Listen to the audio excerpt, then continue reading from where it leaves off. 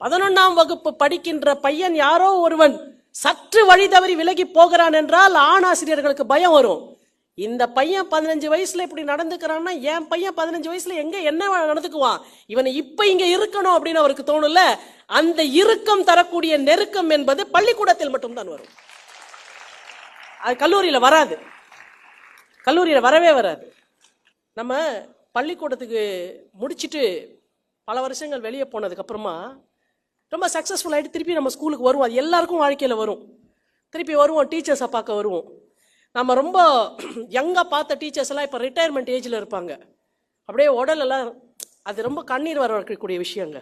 ஆனால் கத்தி கத்தி கத்தி வகுப்படுத்து அப்படியே நொந்து போயிருப்பாங்க. அவங்க ஒரு 57 56 வயசில் இருப்பாங்க.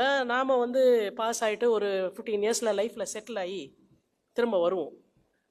வந்த உடனே பார்க்க போவோம், ஆசிரியர்கள் ஒவ்வொருத்தரையாக பார்க்க போகிறோம். என்னப்பா எப்படி இருக்க அப்படின்ட்டு மறக்காமல் நம்மகிட்ட ஒன்று கேட்பாங்க.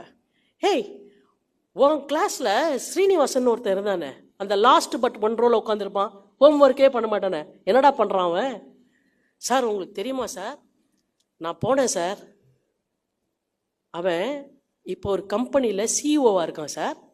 பெல் அடிச்சானா 5 பேர் ஓடிடுறாங்க, பெரிய இடத்துக்கு போயிட்டான் சார், பயங்கரமாக சம்பாதிக்கிறான். நான் 2 வாரத்துக்கு முன்னாடி அவனை மீட் பண்ணேன் சார், உங்களை ஞாபகமாக கவனமாக வச்சு கேட்டான் சார் அப்படின்னு. ஒன்று அவனை பற்றி தான்டா நான் கவலைப்பட்டேன், அவன் நல்லா வந்துட்டானா?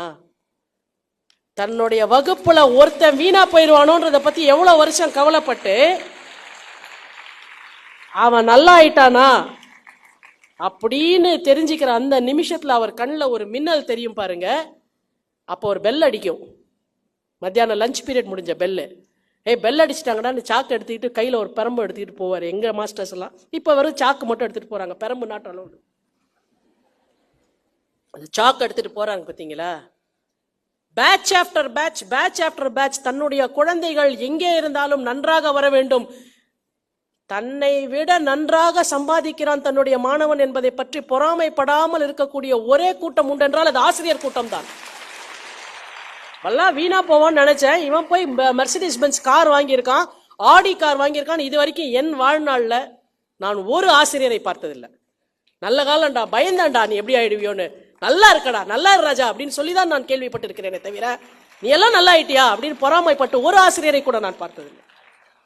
அப்ப இதைத்தான் பிச்சை புகினும் கற்கை நன்றே என்ற அந்த வரிக்கு மறுபடியும் போங்க. நீங்கள் யார் எதிரிலே குனிய போகிறீர்கள் என்றால், நாம என்றைக்கு அவர்களை விட நன்றாக இருந்தாலும் அதை பார்த்து பொறாமை கொள்ளாத ஆசிரியர்களிடம் போய் நம்ம இமேஜ் உடஞ்சி போயிரும், நம்ம கெத்து போயிரும், அதெல்லாம் நினைக்காம என்ன 2 அடி வேணா அடிச்சுக்கோங்க, ஆனா எனக்கு சொல்லி மட்டும் கொடுத்துருங்கன்ற அந்த ஒரு இடத்துக்கு நாம வந்துட்டோம்னாக்க உன்னை தேத்தாம விடமாட்டேன்ற இடத்துக்கு ஆசிரியர்கள் வந்துடுவாங்க.